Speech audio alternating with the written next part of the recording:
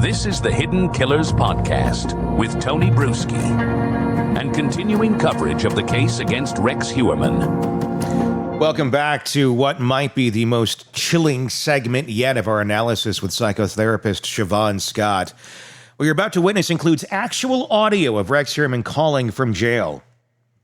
I need to warn you, hearing the voice of an alleged serial killer speaking to his devoted wife, it's a little unsettling. It's not that he's saying anything crazy or horrible, it's the normalcy of it that makes it unsettling. It's what Asa Elrup says about their relationship that will disturb you. Before we play that footage and go into some analyzing with psychotherapist Shavaun Scott, let me provide some context that makes these phone calls even more significant. The conversations are taking place from the Suffolk County Jail in Riverhead, where Rex Heuermann has been held since July of 23. Every call from that facility is recorded. Every call is monitored. Rex knows this. Asa knows this. Yet they continue these conversations as if they're discussing what to have for dinner or any normal evening. Here's what wasn't happening in these calls. Any proclamation of innocence, any outrage at false accusations, any discussion of fighting the charges. Instead, we get mundane pleasantries in Asa's continued devotion.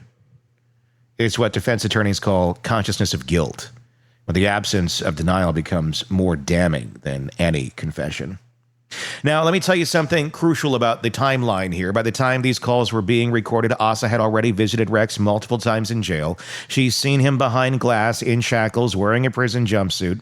She's walked past protesters outside the jail, calling him a monster. She's heard the charges read in court, 7 women murdered over 3 decades. Yet she continues these calls with the same tone you'd use to check in with a traveling spouse. What's particularly revealing, and Shavaun Scott picks up on this immediately, is Asa's physical appearance by this point. The documentary shows a woman who appears to have deteriorated significantly since Rex's arrest. Her dental health, her grooming, her overall presentation, all showing signs of severe psychological distress. Yet she lights up when talking to Rex, transforms when hearing his voice.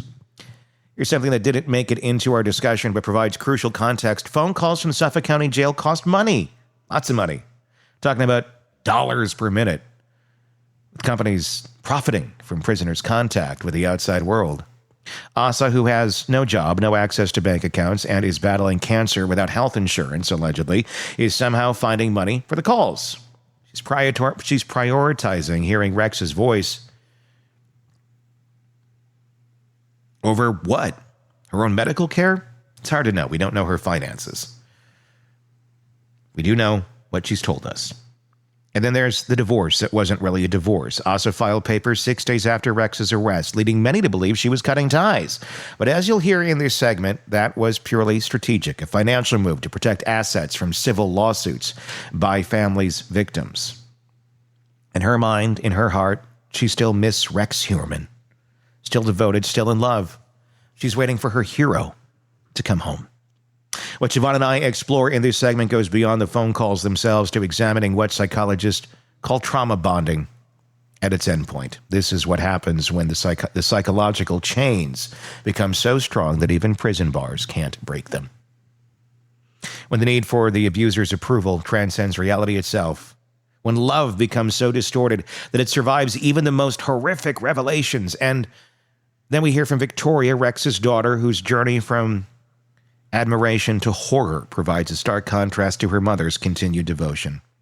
The phrase that she uses, past tense, I looked up to him, a linguistic shift that Shavaun identifies as crucial. It's a crack in the facade, the beginning of acceptance, the start of healing. Perhaps the most disturbing is Asa's revelation about what would hurt Rex. In a moment that defies all logic, she suggests that telling him that she loved him would cause him pain.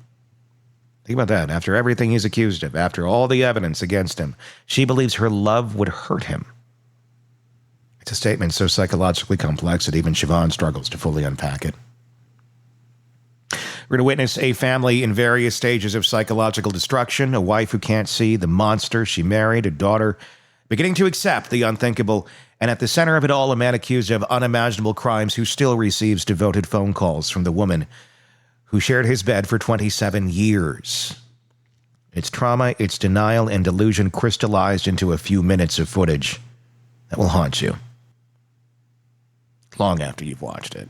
Here's a interaction where we actually hear from Rex. This is them on a phone call in the documentary. To accept this free call, press 1. To refuse this free call, press 2.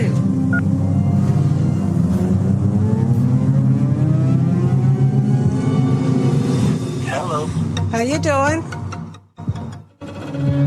All right.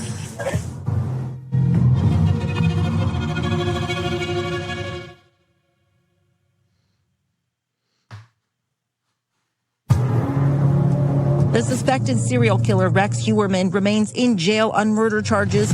He's been held at the Suffolk County Jail in Riverhead since he was arrested.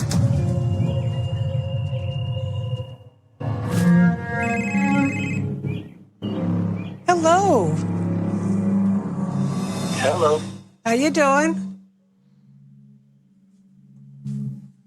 All right. I'm doing great. Now that I've got you on the phone. I figured I'd give you a call and make sure you were okay today. All right. What'd you have for dinner? Oh, just a burger and some mashed potatoes. Oh, okay.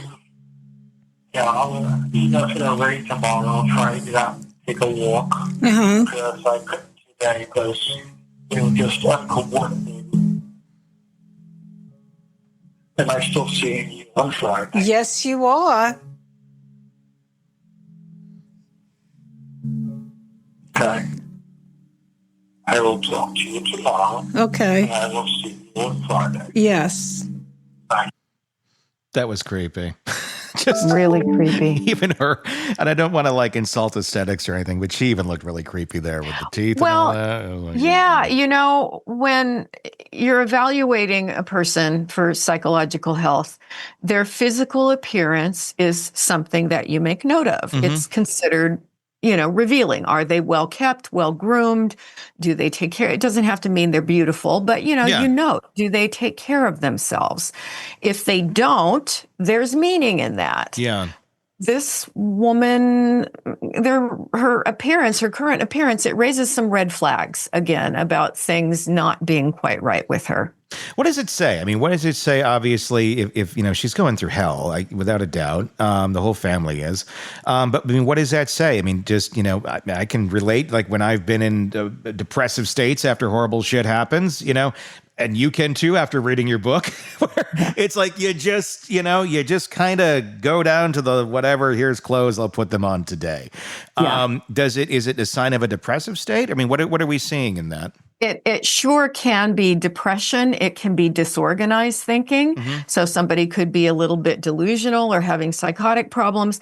And we're a long way now from his arrest. Yeah. I mean, I don't remember the date, but it's been a while.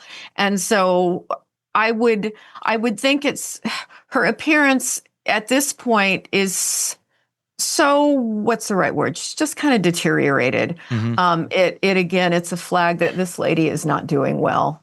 And still, you sure are. You're going to see me this. Do you think even Rex is surprised at this point that Asa's still hanging out? I mean, I think once you get busted for this and there's hairs on the victims and all that, and you got the manifesto in the basement and everything else, wouldn't be hard sell to believe that your wife might leave you.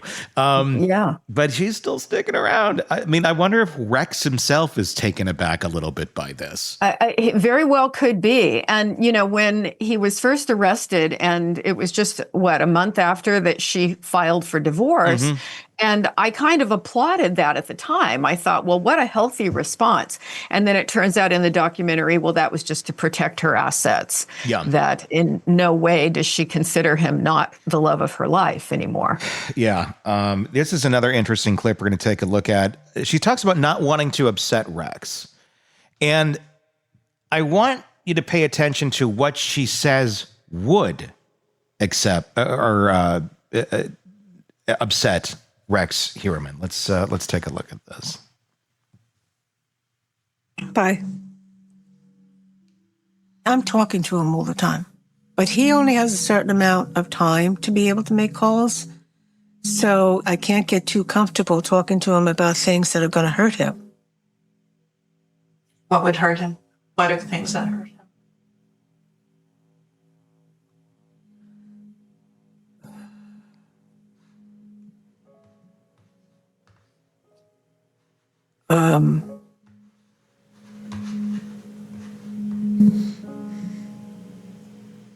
Telling him that I love him,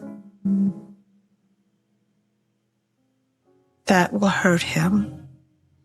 The two of us were married for 27 years. We were 100% part of each other's lives. Does everybody really believe everything they hear? Rex Heuermann is a demon. Charged as a serial killer. Do you really believe everything that's being said? This man is a sexual sadist. He enjoyed torturing his victims. Well, we didn't buy it.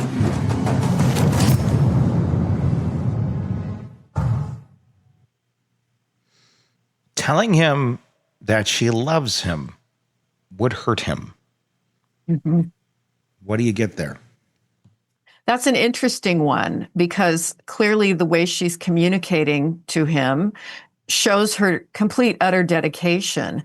And so is she thinking, speculating, is she thinking that this is going to just stir his longing for her or highlight the loss? I'm not quite sure. She had her eyes closed for a long moment during that. So what is the story that she's trying to generate? Telling him that she loves him would hurt him. Mm-hmm. Mm-hmm. It's an unusual response. Extremely. And yeah, like that. Why? Because you're divorced, but you're still standing by him.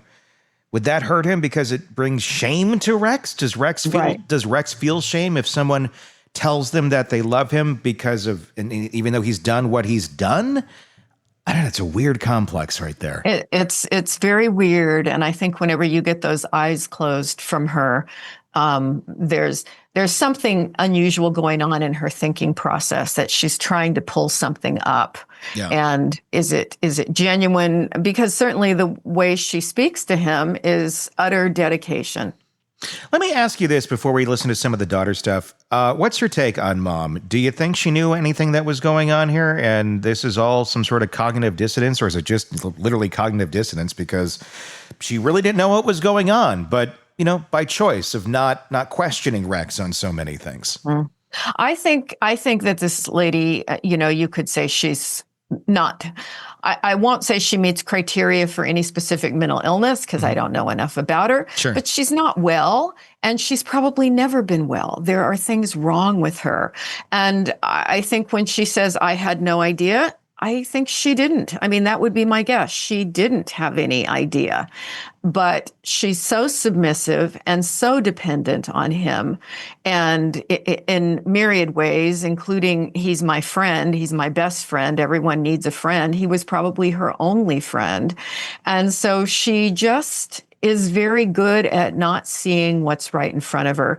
That's what I call the negative hallucination. Mm-hmm. Regular hallucination, you're seeing something that's not there. Well, she's not seeing things that are there. And I don't know that she has any volitional control over it. She just doesn't see it. Yeah, I mean, it's been life for so long. Rex Heuermann, I mean, you could say, really conditioned her, but I mean, I would almost go brainwashed her to think that some of these things are just normal. Because I mean, it would take, it's more than just, we don't question this. Like, it was really solidly normal, and it's still working. Whatever he conditioned her to or brainwashed her to believe, she's still under that control. She's still under the guise of Rex. Very, very much. I agree completely. Let's take a look at what was going on with the children. These are adults now, adult children of Rex Heuermann. They're talking about the relationship, what they thought of their dad. This is the daughter talking initially about her father in the documentary.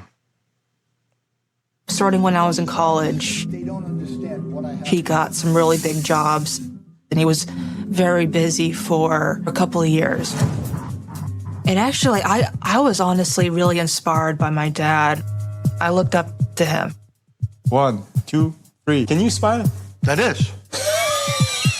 I felt like, damn, I have some really big shoes to fill. Yeah. When you think that he committed these acts while he was still seeing clients at his architecture firm, it made it even more chilling because he compartmentalized things to such a degree that he was able to outwardly conduct his life as normal in an otherwise routine way.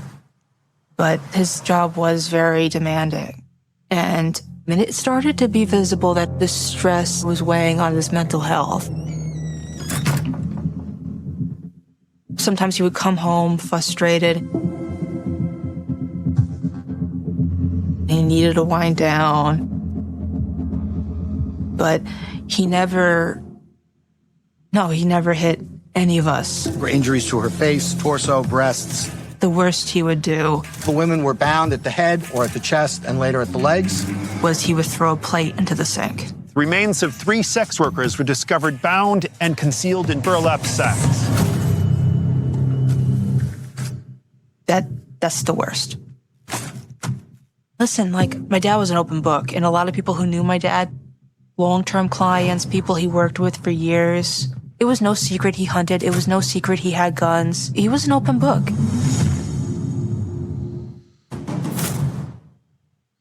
Is it surprising? Is it weird that the kids are describing him as an open book and the worst he did was throw a plate into the sink? Or is this common with people who are living this double life that they're able to really present completely different to those around them? It is, yes. That compartmentalization, I think, is kind of classic serial killer stuff.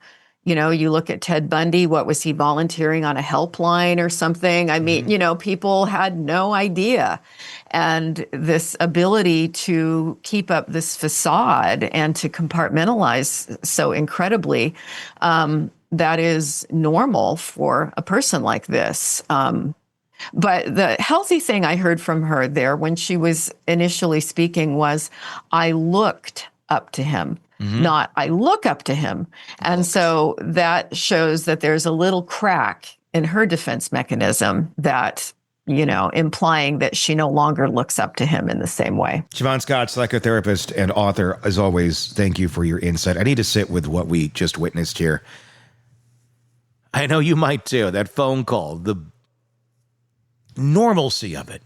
The normalcy Asa tries to inject into a conversation with a man accused of serial murder. Had potatoes today. It's almost more disturbing than if we heard someone screaming in accusations.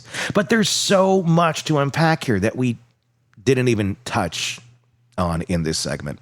Let's share something about those jail calls that makes them even more significant. In New York, recorded jail calls are admissible as evidence. Prosecutors listen to every word, analyzing not just what's said, but what isn't said. The fact that Rex never once proclaims his innocence in these calls, never exposes outrage at being falsely accused, never confronts Asa by insisting it's all a mistake. That silence speaks volumes, but keep in mind, they know the calls are being recorded. Defense attorneys often advise clients to avoid phone calls for their very reason, yet Rex continues to call and Asa continues to answer. The physical deterioration, Shavaun noted, in Asa is particularly telling. This isn't just someone going through a rough time. This is someone whose entire psychological framework may be crumbling while she desperately tries to hold it together. Denial issues, the unkempt appearance, these are signs of severe depression and disorganization. Yet she musters the energy to visit Rex every Friday, to wait by the phone for his calls, to maintain this connection to the man accused of being one of New York's most prolific serial killers. Let's talk about what Victoria revealed about her father's compartmentalization.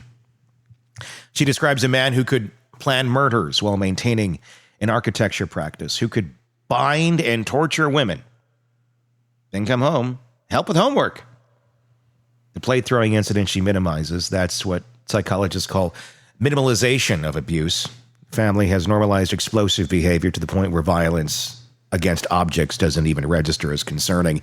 And here's something chilling to consider. Victoria mentions that everyone knew Rex hunted and had guns. But hunting what? The timeline shows gaps between his alleged murders that coincide with hunting seasons. Was his passion for hunting actually in practice?